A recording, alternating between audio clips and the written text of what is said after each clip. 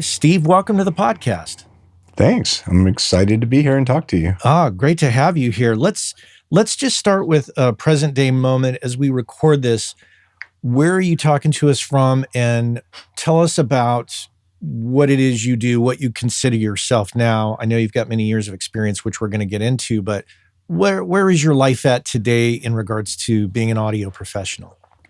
Well, right now I'm in my studio, sort of my personal studio in Richmond, Virginia.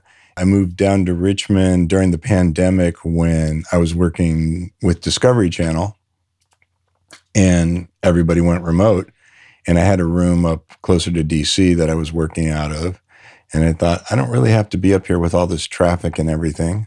So we moved down to a family house we had in Richmond. I built a room down there and I kind of been working out of here ever since. These days, I'm sort of all about podcasts. And that happened because I was working at Discovery Channel as a staff mixer. And then when the whole Warner Brothers merger thing happened, they started changing their staffing and things, and I left the company. And at the same time I left the company, I saw that they had posted that somebody just became new VP of podcasting services for Discovery. So I reached out and said, hey, I know the culture, I know the material. I'd love to work with you guys on podcasts. So they ended up throwing me a bunch of podcast work. Mm-hmm. And I realized I really like doing podcasts for so many reasons. And so decided to make that the focus of my kind of this freelance phase of my life, because I've always been kind of a staff person until 2016 when I started my company. So I decided to focus on podcasting.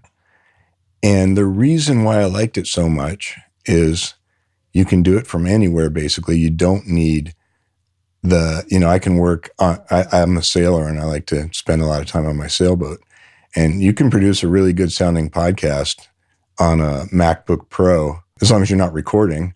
You can do the mix and edit and sound design and all that and have it come out really good on headphones on a sailboat. So that was sort of the impetus for me. It's like, wow, I can do this anywhere. So I like that. I also liked being freed up from picture. The creative decisions that were being made were always coming from the editor, and you just followed what the editor did. And with podcasting, as a sound designer, mixer, editor, podcast producer, I had more say in the creative flow of the project. So I really like doing that as well. And now, of course, with YouTube and all the changes to what's going on in the industry, we're getting back to picture again. So it's sucking me back in. Yeah. Well, let's return back to this, podcasting part of your life in a bit. Where did you originally grow up? Well, I grew up in South Florida. And then when I was a teenager, I moved to LA to become a rock star, to aspire to become a rock star. After playing clubs for a few years and things, I was a drummer and I realized that I really liked playing, but I didn't really like the whole club scene and at the time it was trying to get a record deal kind of thing. And that wasn't really my scene. So I started kind of just becoming a working drummer in LA in the early 80s. And that kind of led me to where I am now. And growing up, what was the influence of music or technology on your life? That's really interesting because I grew up, basically in the 70s. And as a drummer, I wasn't super technology oriented, mm-hmm. but I come from a family of computer geeks. My brothers are programmers and my dad was an attorney, but he was one of the early adopters of the automated law office kind of a thing. And so I started playing with CPM computers like when I was in high school. When the drum machines first came out, when the Lindrum came out, I was really into that. And that sort of started me down the road of being kind of a technology geek, playing with drum machines and then getting into MIDI and building these huge MIDI racks and things, which I can tell you about in a little while is when we talk about my career development. But that kind of led me into post-production. Did you go to college? And if so, what did you study? I went to MI in Hollywood, the Musicians Institute. It was GIT at the time, Guitar Institute of Technology. And then they started a drummer's school called PIT, the Percussion Institute. And a bunch of my idols were teachers there. Joe Porcaro, Ralph Humphrey, Joey Barron, this is Steve Houghton, these monster studio players. And so I thought, those are the guys I want to hang out with because I wanted to be a session drummer at the time.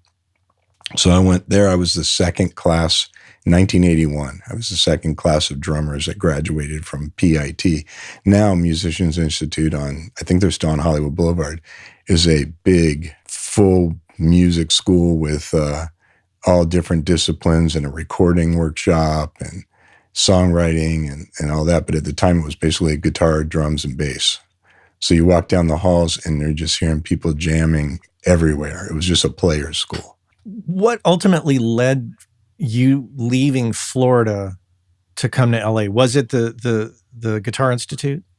No, I was in LA a couple of years before I went there. Van Halen. Basically. Van Halen 2 came out, and I'm like, I want to do what those guys are doing. They started out in Pasadena, and then they played the Starwood and the Whiskey and Gazzari's and all those legendary rock clubs on Sunset. And as a teenager, I was like, man, that's who I want to be. So first opportunity, as soon as I could convince my parents to let me do it, which was, I was just the day I turned 18, basically, I got on a plane and headed out to LA. That's funny. When you say that, Van Halen 2, it reminds me of this group of brothers that lived next door to me growing up from Michigan who turned me on to Van Halen. And the irony of the Michigan connection is that I ultimately ended up marrying a woman from Michigan. That early exposure to Van Halen, I think, did a real inspirational number on many of us. It sounds like it got you too. Yeah, well, it was a great time for, power, guitar, rock and roll. And then I was really into kind of the prog rock thing too, like Genesis, ELP. Being a drummer, it's like you want to play behind a monster guitar player like that. Yeah, those were inspirational times for drummers, I would say. Definitely. You ultimately end up staying in Los Angeles for how long? 98. That was 20 years. And tell me about your time there. How did your career progress, and how did you get involved in audio from the drummer spot? Yeah, it's interesting. Well, I was on the road. When I left MI, I went out on the road as a drummer with the circus. And so we were touring the country. We played different city every day. And the band leader at the time, the circus at the time, was a guy named Jack Forcine. And he took me under his wing. And I told him, this is not, being the circus drummer is not what I had in mind.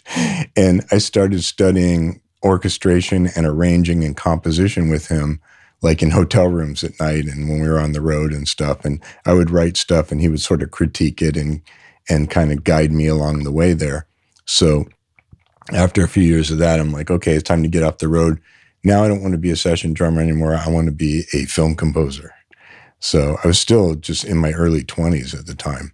And so I went, I was home, my home base was still in LA, but I got off the road, went back to LA and started telling people, hey, I'm a film composer, even though I had composed no films.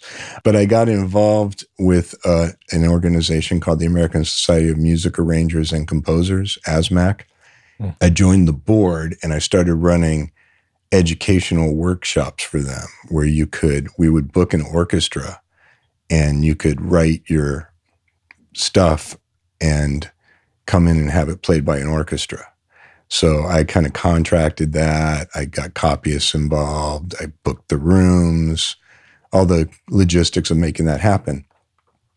And through that connection, I met a composer named Jonathan Wolfe, who at the time he was just getting his foot in the door as a sitcom composer, music for sitcoms. And he invited me to come work for him, being like a MIDI tech, session engineer. At the time we were still using live players, so I would be a copyist, set up mics, set up sessions, run sessions. But mainly it was to kind of start building out his technology. I built his MIDI racks and we did sampling, and I had a couple of S2000s, and we had a bunch of TX, with a TX-103s, like the DX7s on a rack. And so I was building a bunch of samples and equipment. And that's when I really became sort of a gear geek. And we were still recording we had two Fostex B16 1-inch, and we had them synced together, and we were recording to those at the time that Sound Tools was turning into Pro Tools. And so we got a 4-channel Pro Tools system to start experimenting with that. And basically, I say that's really the turning point in my career. I jumped into that, decided this is it. This is the future. This is what the business is going to be. I'm going to be the Pro Tools guy. And so I really dug in on Pro Tools at the time. And this was 1989, 1990. So it was really new. I think we convinced the Post House that we were working with to set up a rig and let us bring in a hard drive instead of bringing in tape for cues. But at that time, Jonathan got hired to do the music for Seinfeld. So on Seinfeld, the main title cue was worked around the opening monologue every week. So we had set up a Steinberg Pro 24. No, we were using Atari Notator at the time. And so we had set up a bunch of loops, the bass, the saxes come in, the horns come in, the keyboard comes in. And every week I would sort of music edit using the live MIDI tracks around the monologue. That sort of turned into my main gig as sort of like music editor, music producer, as well as keeping the tech going. And so that kind of led me into where I am now. Talk to me about making a living at that point in your life. Were you living comfortably, or was it hand to mouth? No, at that point I was doing great because I was basically a salaried employee for the company, which was called Music Consultants Group at the time. Subsequently things changed, but Yeah. But at that time I thought, this is great. I got it made. Yeah. At that era, what year was that? That was 80. Well, I started working for him in 86. Okay. So, but Seinfeld was 89. Was it really? Yeah. Well, the pilot was 89. Season 1, I think, was 90. Wow. And season 1 was only 6 episodes. So it really didn't take off till season 2 or 3, which was 91, 92. Wow. I forget. Because, it's, as we all know, it still runs, and you forget like when it was brand new. Yeah. Interesting. So, cost of living then, just as a point of reference for our younger audience, cost of living in California was not crazy from my recollection. However, we did not have internet, and we didn't have cell phones. Right. So, everybody's lives were focused in a slightly different way, you could say. Take me past that point and the pit stops there of, the kind of milestones in your life at that point. Yeah. Well, talking to cost of living, I remember my house in Tujunga was, I think we paid $135 for it in 1991. Tiny little house, but it's probably worth in the millions now. Oh, easily. Yeah. So I wish I still had it. But, so I stayed at Music Consultants Group with Jonathan until late 93. It was the beginning of the 5th season of Seinfeld. And I was feeling a lot of pressure. We were working long hours. We were doing Who's the Boss, Seinfeld. We were doing some source music stuff for Married with Children. We were doing after-school specials that they used to have, ABC after-school specials. We were doing a lot of work. And I was really starting to feel burned out.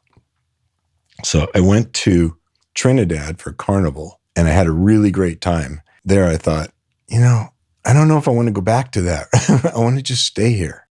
So I had sort of a midlife crisis at 30 years old, and decided that I was going to chuck it all and become a diving instructor in Tobago. I went back and I said, hey, I'm leaving this business. I'm leaving the country. And everyone's like, are you crazy? You're working on a hit show. Ride it out till the end. It's not going to last forever. But being impulsive, I said, no, I'm going to do this. I was already a dive master. So I went to Miami to get my PADI instructor certificate. And while I was there, I met my current wife. Due to her life circumstances, she wasn't in a position to go moving to the Caribbean. And so I moved there, and within a couple of months, I was back in Miami because I wanted to be with this woman. Mm-hmm. So, and we're still together, and we've had 3 kids, and that worked out really great. But so I ended up back in Miami, and I had to make a living, and being a diving instructor wasn't really a efficient way to support a family.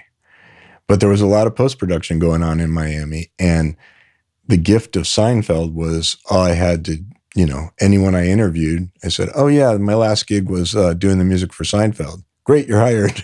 Basically at that time, it was a top 10 show on the air at the time. So that's how I really moved into post-production. I was just looking for work in Miami, and I ended up at a big post house in Miami doing spots, U.S. Hispanic Market TV, promos, a couple local long-form shows, things like that. And I did that for many years. And then, just to continue the timeline, I guess, the post house I was working with merged with another post house. And as happens in the post-production business, you get laid off every few years, or people move around a lot. Mm-hmm. So I ended up at Discovery Latin America as a freelancer. We were taking English language shows that didn't have splits, pulling out all the English dialogue and VO and filling in the M&Es wherever we pulled stuff out. So I had to do some really funky music edits and things, or, if someone's in the woods and you hear all those cicadas going on or birds singing, all of a sudden everything goes, you cut out all the English and there's nothing. So you had to fill all that stuff in. So I was basically recreating M&Es so that they could revoice them in Spanish. For those that don't know what M&Es are, can you explain? Oh yeah, it's a music and effects track. Right. So on all these shows, for most of the time when you create a TV show, you'll have a dialogue track, a voiceover track, a separate music track, and a separate sound effects track. And that's what you'll deliver. They call them stems. And the stems will be music, effects, sound effects, dialogue, voiceover, and then what they call M&E, which is music and effects mixed together. And that makes it easy to revoice it in other languages. You can take the music and effects track and then dub dialogue and dub voiceover in languages all over the world. And since this was Discovery Channel, they were doing that for Latin America and Eastern Europe, Poland, even Asia, Middle East. So there was a lot of work creating those. And we were taking a lot of back catalog stuff that didn't have splits. Did you speak any other languages? No, but I got really good at understanding what was going on in Spanish. Okay. I never learned to speak Spanish, but I would be doing sessions with the producer sitting behind me, who was a Spanish-speaking producer, and the talent in the booth was a Spanish VO talent. And they would be talking to each other in Spanish, and I would interject in English, understanding the conversation. But that was after several years of working that way. I guess I should have really taken the opportunity to learn Spanish at that point. Yeah, this came up in my last episode. I got a D in Spanish in junior high and still regret it and still get shit from my kids about it. Tell me if I'm wrong about this. You generally are working for a post house on a salary. Is that accurate? In the past. In the past. Yeah, is that past. less so today? Yeah. Today, it's so much of a freelancer's world. I mean, there's so many people like me who, I'm basically, Steve Black Audio is me, and I have colleagues who I bring in on projects, and I have contractors that I work with. But the post world now is basically everyone's their own little LLC, and they get contracted to do stuff. What has that done to the budgets of productions? I think that came about because of the equipment revolution. I mean, when I started out, if you didn't have $300,000 to $500,000 to build a post suite, then you were locked out. I mean, you needed decks, you needed both video and audio decks and synchronizers, not to mention all the music creation gear. If you were doing music, you needed a big mixing board. And as things became digital and got smaller and smaller footprints, I mean, I can do world-class, top-notch work with $15,000 worth of gear, and that's overkill.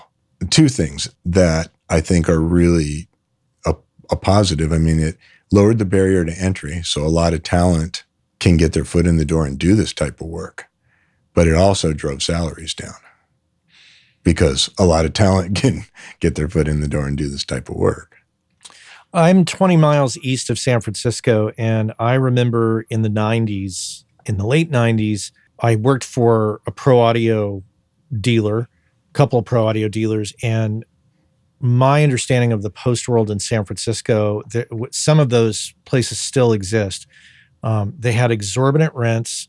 They spent hundreds of thousands of dollars on gear. It was a very fast-paced world that I just didn't, on the surface, didn't feel like, ooh, that's a little rough. I don't know if I want to go down that route. But it's interesting because, as you say, all of us can get away with doing a lot of that stuff now. Yeah. Well, I mean, and the cool thing, like you say, it was a fast-paced world and it was stressful and all that. But what I mean, because I did that for over 20 years, and what I got out of it is, oh, I can do your podcast in 4 hours. You know, I can take your session, I can do the edit, I can make it sound good, I can level things out, I can add music, I can, do the pacing, I can check it out, I can output it in 4 hours because I've always worked in 4-hour blocks. You got 4 hours to do this spot, you got 8 hours to do this mix, you got, a day and a half to do this dialogue edit. So that's how my mind still works, and the way you accomplish that though is templates, settings, go-tos, like,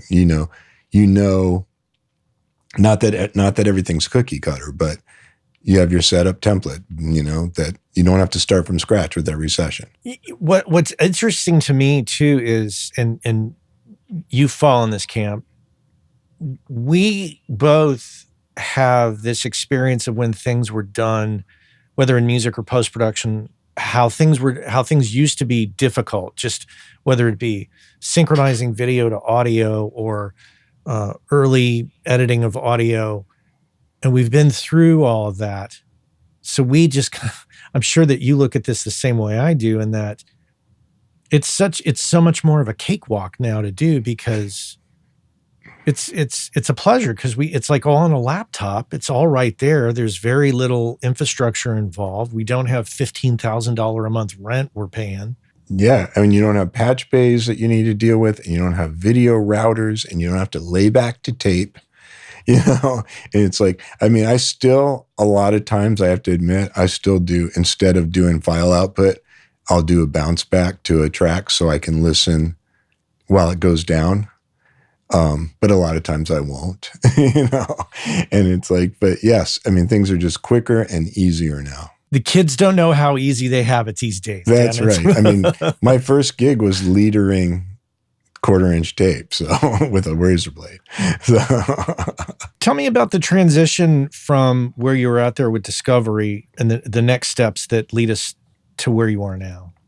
Yeah. So, I was freelancing at Discovery Latin America.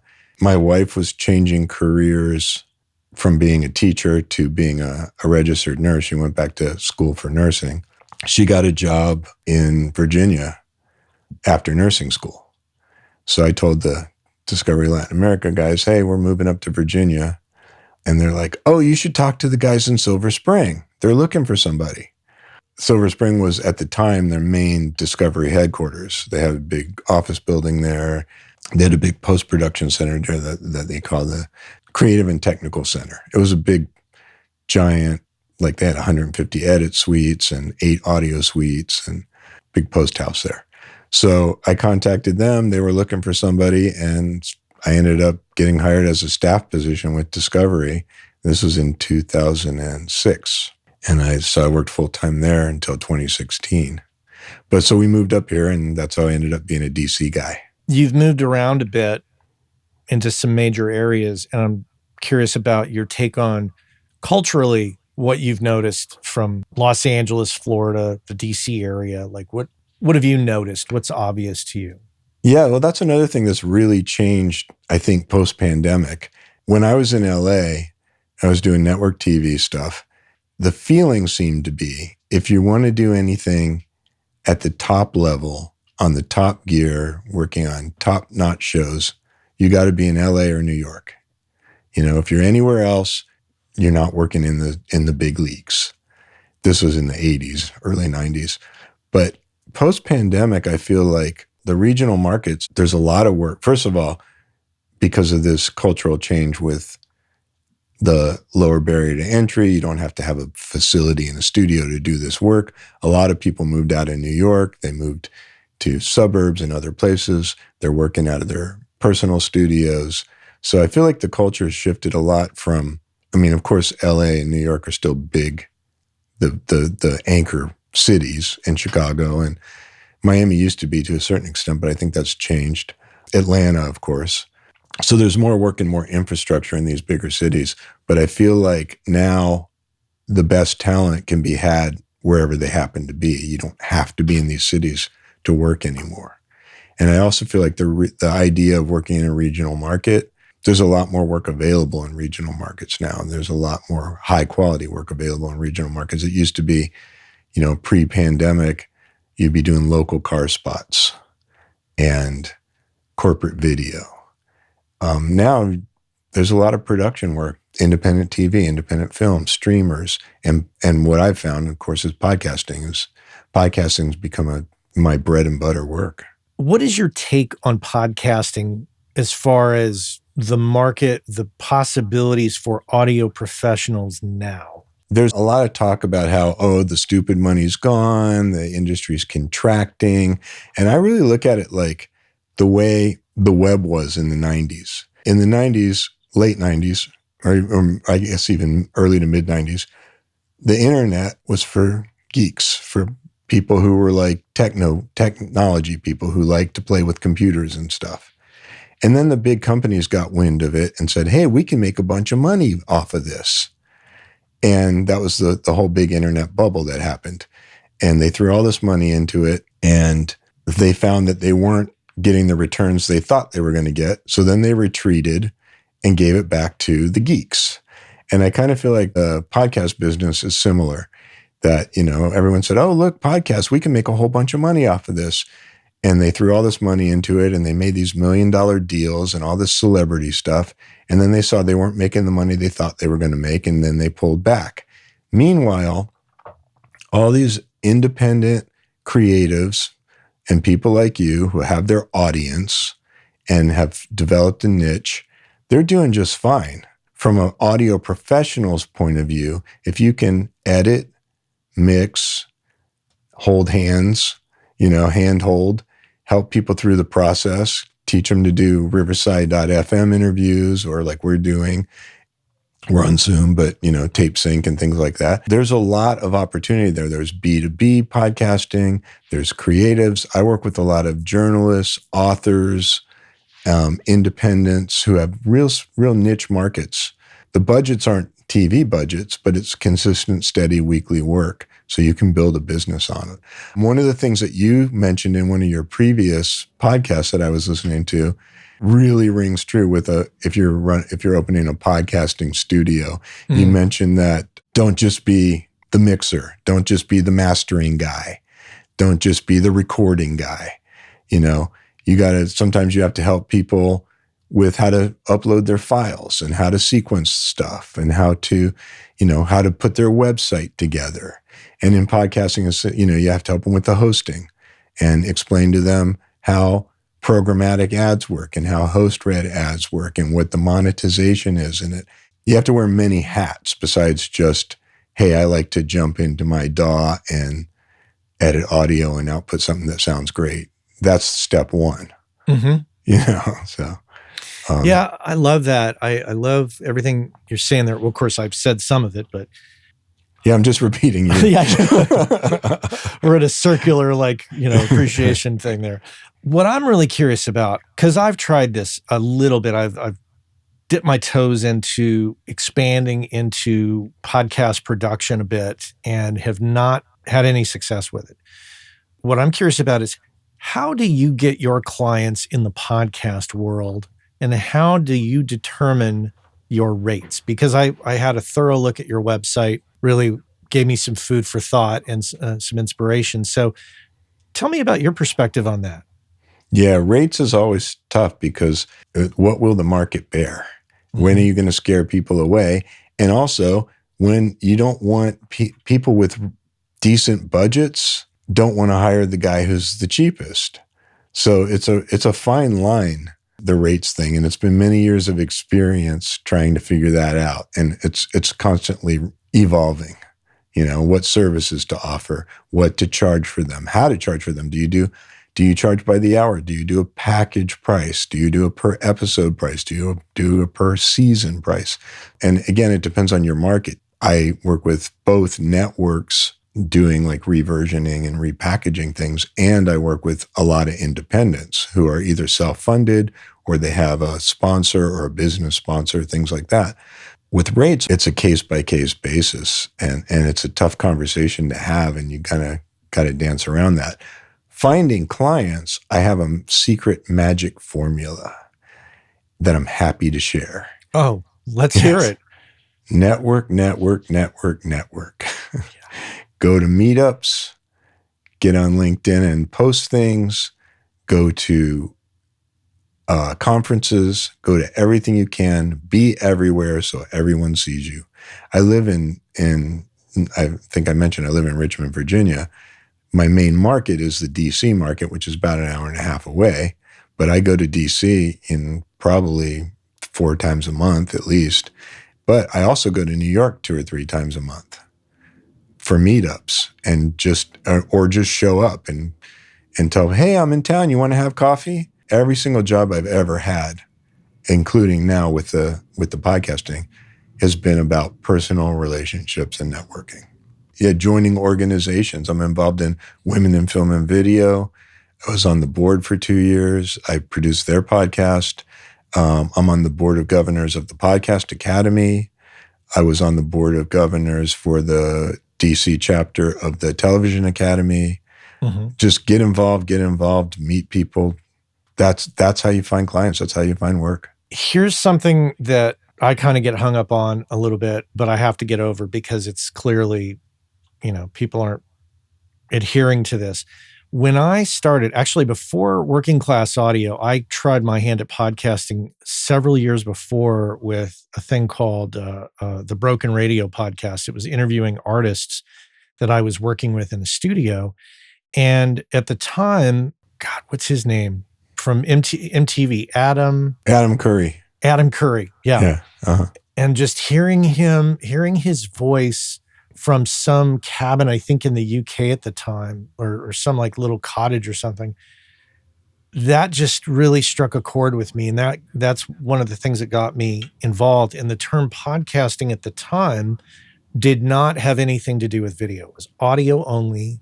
It was centered around it was like, I think it was centered around the Apple iPod.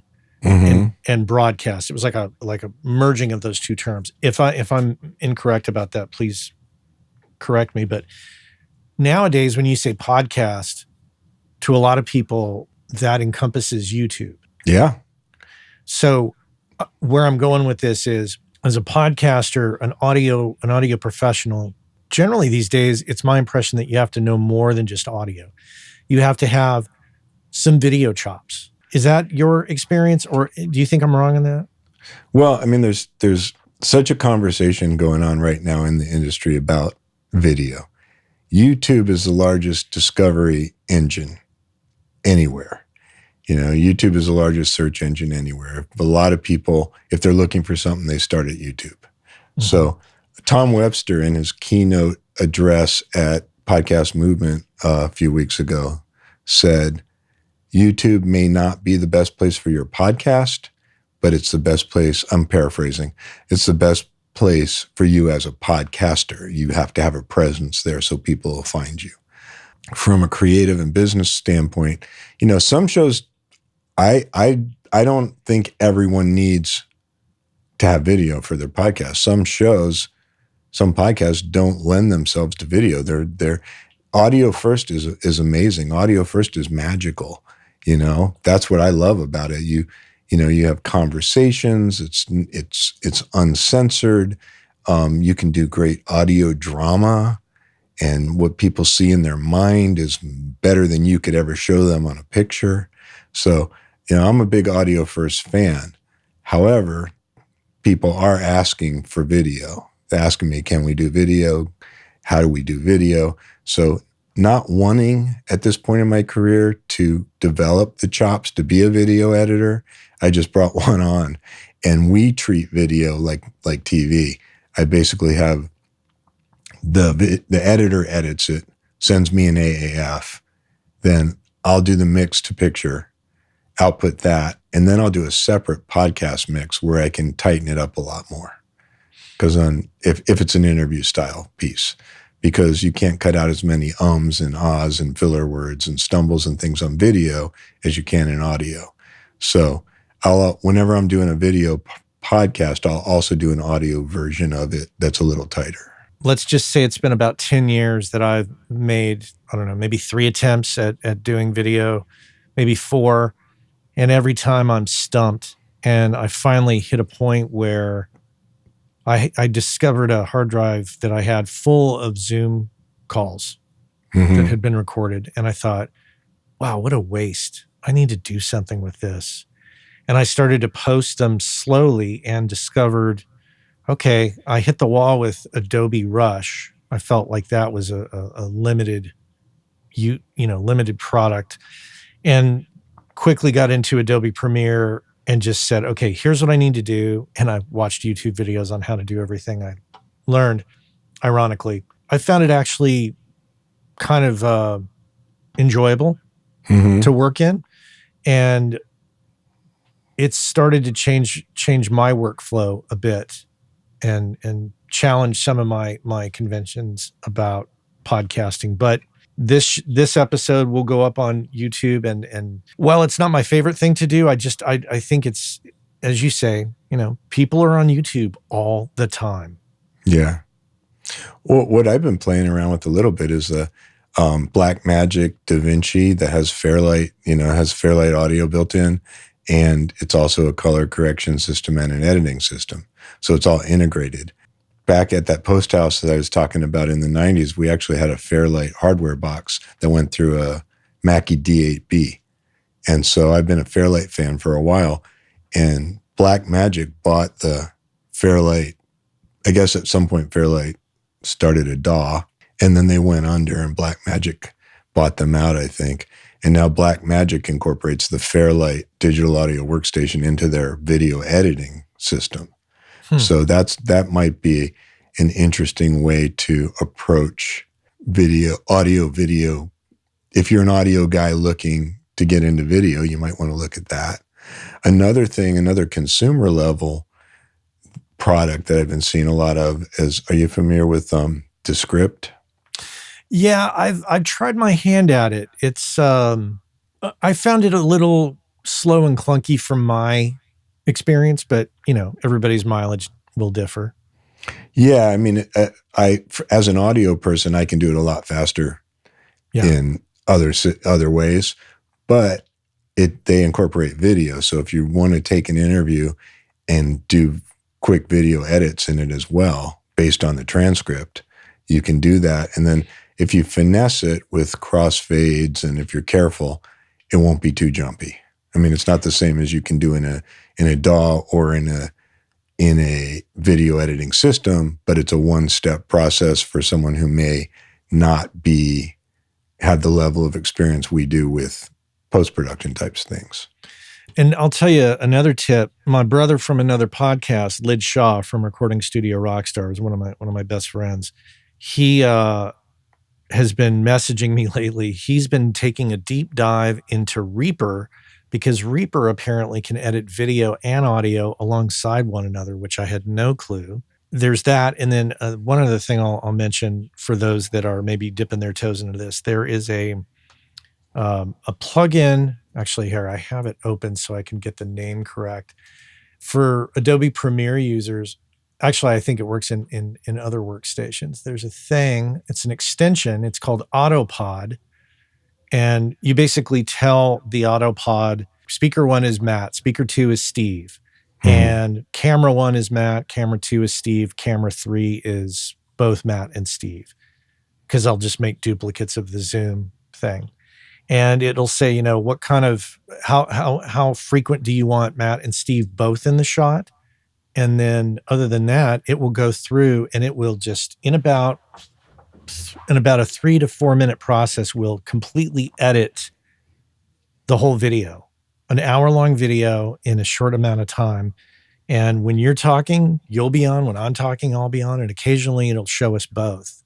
It's remarkable. A couple of things to what you said. PreSonus Studio One also does let you edit video and audio together. I didn't know that. Yeah. And you can't put any effects or lower thirds or anything. You can just do cuts and crossfades. So it's similar to what Descript does. Oh, and Riverside FM has the AI editing.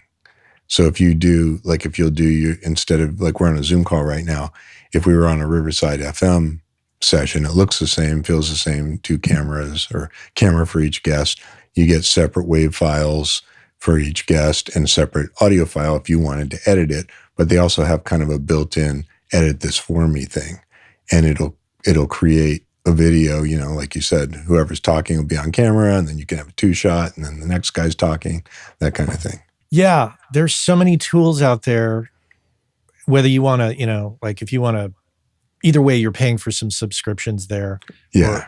I think the only exception to that might be DaVinci Resolve, because I think you could pay, like Reaper, you can just pay for it, and then the upgrades just come. That's right. my understanding. I might not have that. I think that's right. I think that's correct. I'm actually, I haven't started this yet, but I'm starting a podcast called DAW Digest.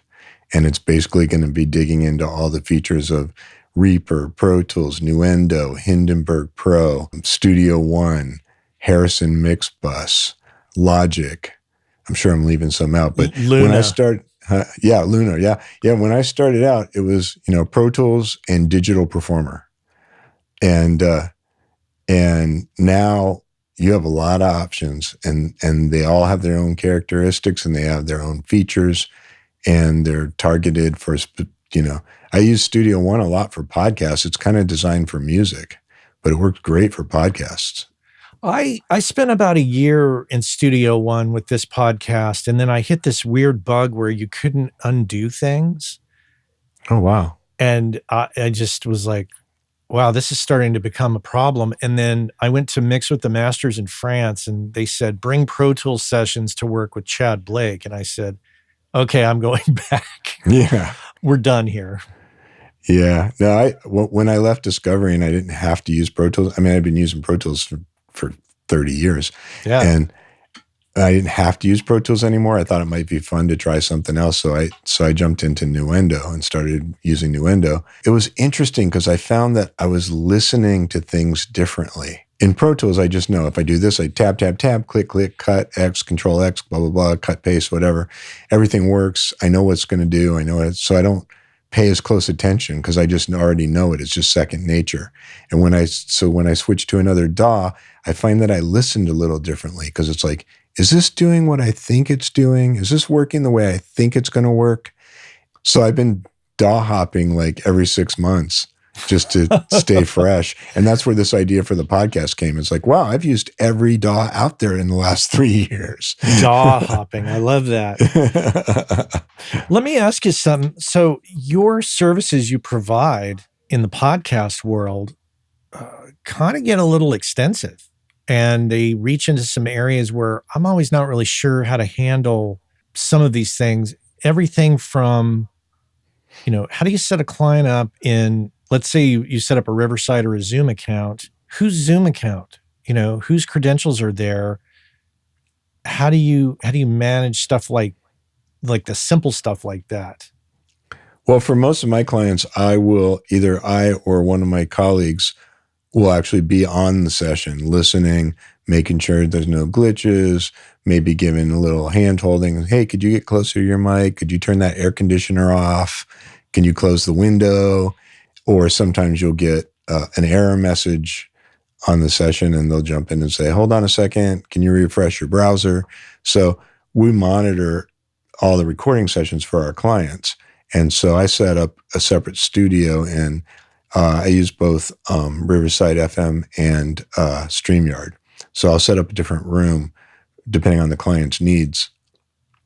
for them, it's a persistent link. So it's like, here's your studio, and you can, and then I have a booking calendar. They'll go on and book sessions on my online booking calendar for their guest and themselves, and then I'll show up at the session and run the session for them. So it runs through my account, basically. Okay. I do have clients who came to me, they already have a podcast and they want, they need help, or they want to take it to another level, and they already have their systems in place. And if that's the case, I just go with what they're using. As far as, billing is concerned, do you try to bill per episode, or do you try to create more monthly activities? I find that it's nice to set up like a income stream where it's going to come in every month. But I find that it's much easier for my clients to wrap their head around packages. So it's per episode. If you commit to 10 episodes, then you get a discount. It's this much per episode. And then if you want to commit to 10 episodes, it's a little bit less. If you want to commit to 50 weekly episodes, it's a little bit less. And then generally I'll bill it in a deposit up front. And then at the completion of each episode, I'll bill the balance for that episode. So I generally tend to do episode-based pricing. Okay. And then balancing your calendar, because unlike records or television shows, podcasts can come fast and furious, and you can get a lot of people crowding your calendar all at once. Yeah, that's where my post house experience comes in. I kind of run it like a post house. That's where I say I can do a podcast in 4 hours. I actually book. It's like, okay, today I'm doing Dating While Gray from 12 to 4. And by 4 o'clock, it's going to be done and ready to post. Then tomorrow morning at 9 a.m., I'm doing, the Angie podcast. And that's from 9 to 1. Or we have a session from 9 to 10, and then from 10 to 2 is the mix. So I just schedule everything out just like a post house. And so if somebody says, hey, can you do this at this such and such a time? I look at the calendar, I make it work. I do. And also I have I have the local NPR station. I do a weekly podcast for them. They just schedule out the whole season in advance. This date's this one, this date's that one, this date's that one. So it's on my calendar. So basically I live and die by my calendar. Let's say there's a group of audio professionals out there, and they're in their 30s and they're starting to adult more. Maybe some of them are having kids and they have some talents and experience doing, audio or a combination of audio and video work. And going the podcast route has kind of not been an attractive thing, because it's like, oh, well, I guess I'll do podcasts, because some people want to passionately do film or passionately do music or passionately do video games. But being the potential consistent income stream that podcasts can be, what would you say to them to convince them that, hey, this is a great, legit way to make a living and still keep a grip on your emerging family life, for those that are like starting to have kids or starting to have the midlife crisis in their 30s? Yeah, well, I know, because I've been there. Right? I decided to become a diving instructor. I would say, the beauty of podcasts, aside from what I mentioned earlier, is that you can do them everywhere. You can be sitting on your couch with your headphones on and your kids next to you and taking out breaths and compressing and putting in fades and stuff. I mean, you won't want to do the final mix at not paying that close attention, but you can do a lot of rote work that way. So you can work anywhere. But also, podcasts don't tend to have the type of deadlines that you would get in a typical post-production situation, where it's like, hey, we're mixing the show on Monday and it airs on, next Thursday. Or even in radio production, where it's like, hey, this goes up tomorrow, or this goes up in an hour, So with podcasts, you can schedule your life. And if you, I like to work, I've never been an early morning person. So I like to work 11 till 8 or so. That's kind of my schedule. So I just schedule things the way I want to schedule them. And as long as when, I have one podcast that it releases every Thursday at 4 a.m. And I have another one that releases every Tuesday at 3 p.m.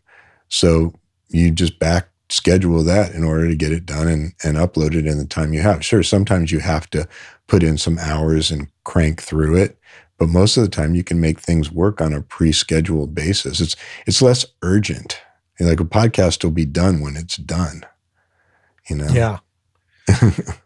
And what's your advice for pricing yourself? The way I started out with pricing was I basically took the approach of how long does stuff take me and how much money do I want to make and how many hours do I have available to work, and kind of came up with an hourly rate that way. And then when I bid on projects, I look at it and say, you know, if I was charging hourly for this, what would I charge? I mean, how long would it take? And then I add maybe 10% to that for unexpected circumstances. And that's how I kind of come up with the package rate. And I read something once that kind of resonated with me, but I never adopted it, which was the guy said, if I give you a package price, then one of us is going to get screwed. Either I'm going to work too much for too little money, or I'm going to bang it out and you're going to pay too much for the amount of time I work. So a lot of people still go with the hourly approach because it seems more fair. It's going to take me 40 hours to do your show. I should get paid for 40 hours of work. But I found that my clients really need to wrap their head, the type of clients that I'm working with really need to wrap their head around how much is this going to cost without the variable of, oh, this one was harder, this one. And I find that it evens out. Some shows do take longer. You know, I'm getting $1,000 for the show. And it's like, wow, this took me 3 days. That's crazy. But some shows, I'm getting $1,000 for the show and it took me 3 hours. So I find that it does even out. You sell your value. You sell the value of your experience, the value of what you can provide. You're not selling your time. You're selling your skill. What are the challenging parts of podcasting that some people need to know if they don't have that experience of working in podcasting? So, well, from a podcaster's point of view, it tends to be audience building and monetization. Some people aren't doing it to make money. Some people are doing it to create brand awareness or to become a subject matter expert or well-known person in their industry. But if you are looking to make money or at least break even on what it costs you to podcast, that's always a challenge. Audience building, of course, you have nothing. I mean, if you're making a podcast for you and a few of your friends, that's one thing. But if you're trying to build an audience, it's challenging to build an audience. Working audio person point of view, the challenges are, for me, and this is why we branched out a lot into other areas, is if my clients are not seeing any kind of return on their investment, they're not going to keep working with us. So getting back to that wearing many hats thing, I find that I have to learn about audience growth and monetization, find ways to help them with that, because that keeps them coming back as clients to continue working with me because they don't run out of money. The fact of the matter is a lot of these podcasters can do this stuff on their own at home. However, they just don't have the experience to do it, many of them. Yeah, and you can do it on your own home. But what I tell people is, do you want to spend your time learning how to mix audio and learning about specs and making sure that it's at -16 and that the true peak isn't higher than -1? And so, because if it's not, then the podcast host, when they ingest it, is going to change things and it's not going to sound right anymore. And do you want to learn about all that stuff? Or do you want to spend your time creating the content that you're good at and doing the things that, you know, drive your passion, and let me do that other stuff? But of course, that's a budget concern at that, you know, do you have the money for that? A lot of my clients started out with, you know, hey, I'm doing this on Odyssey or Audacity, or I'm doing this in GarageBand, and I'm starting to see some success, and now I want to level up a little bit. And then they come to me at that point. Do most of the people who come to you have financial backing of some sort, whether it's advertisers or something else? 50-50. I mean, some of them have already lined up sponsors. Some of them are businesses trying to grow their brand. I have 2 clients who are completely self-funded. They put away, they said, I've got this much money in the bank that I'm going to use to see if I can make this podcast pay for itself. And so they've committed to investing some money to see if they can turn it in, just like any other business. It is a business. So you invest some money up front, in order to grow your business so that you get paid back and start making money. And so I have a couple clients like that. A good portion of my clients are networks who are repurposing material that has been used in other places, and they're turning it into podcasts. So they have budget line items in their budgets. So you're almost like a podcast consultant, I would assume, because you know quite a bit about the ins and the outs of it. So I'm sure they come loaded with questions. Well, and I have a product, feel free to cut this out if it's too much of a plug. But we have a program called the Podcast Success Mapping Program. And I have a marketing partner and a monetization partner. And we take you through, it's a consultation. Basically, we take you through a very extensive questionnaire on who's your audience, what are your passions, what's your target, what are your goals, do you have a brand? If not, what do you see your brand as being? And so it starts with branding, marketing, monetization. Then we get into technical stuff. What kind of equipment are you using? What's your recording environment? What's your experience? What kind of microphones have you used or do you know anything about? And then we get into monetization, merchandising, Patreon, programmatic ads, host-read ads, business sponsorships, 501c3 getting grants, if you're a nonprofit. And so we have a couple of nonprofit clients and they actually get grants to produce their podcast. So we take them through and then we take them through this whole questionnaire and then we do a 90-minute live review with the three of us and the client discussing all their needs. Then we give them a report saying, here's your next steps. Here's what we suggest in order to get from, I have a great idea to I need 100,000 downloads. These are the steps we suggest you take. And then, of course, we offer them our services, but you don't have to hire us to do it. You have the information and you can do it yourself or go anywhere else. So that's a product that we do offer. So I've sort of become a consultant in concert with my other colleagues who know more about things that I don't know about. In this day and age, do you feel that having a dedicated podcast studio is even needed? You mean an actual space?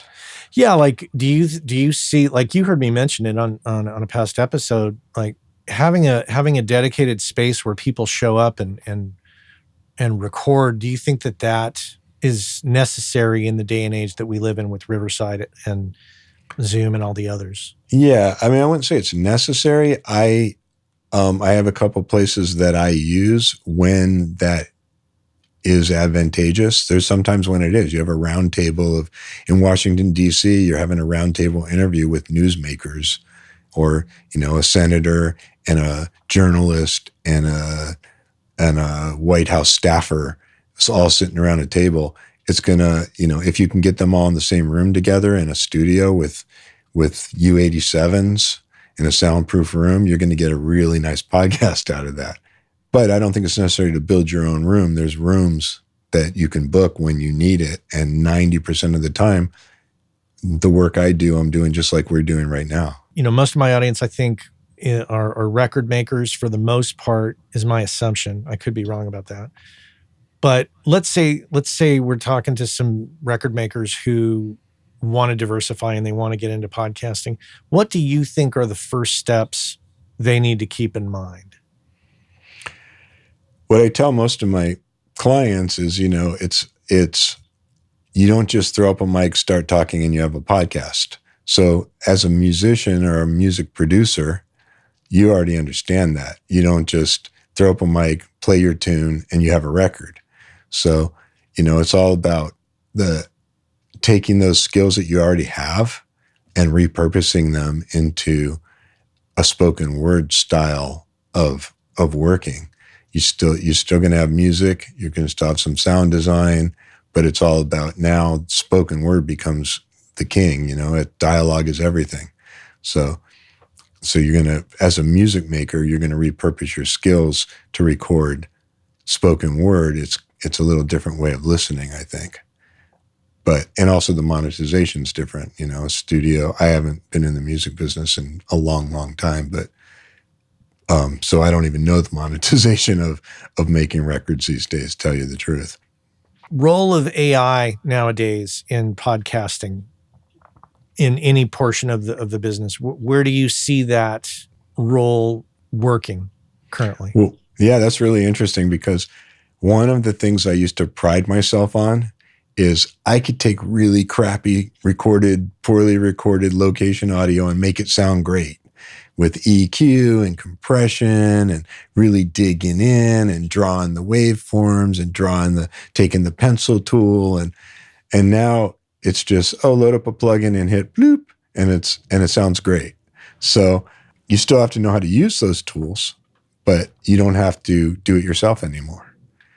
And so that's where AI's really changed things a lot in my world.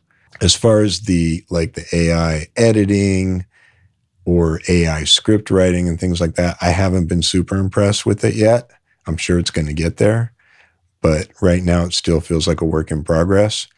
But from a technical standpoint, the things that they can do with noise reduction, removing background, I mean, Acon De-Reverberate 3 is just unbelievably amazing. Accentize DX Revive Pro. Those are like my two go-tos. Like they go on every track. And even if it's a pretty decent recording, it makes it sound like they're in a booth using a U87. Even if they're using a Blue Yeti in their kitchen. Yeah. Have you checked out the Adobe thing, the Adobe Podcast Enhanced Speech? Yeah, I played with that. I played with that when it first came out. I think I subscribed. So I've used it. I used it a bunch. There's more artifacts in that than in these others. And I find that you have to really go down like 20, 25% before you don't hear a lot of artifacts. And then it's not getting rid of as much as you want it to get rid of. Like the DX Revive works really well to remove air conditioner noise and room tone and even zoom artifacts and digital recording clicks and pops and things. There's another one, dialogue extract. I think that's Acon also, if I'm not mistaken. That works really well, dialogue extract.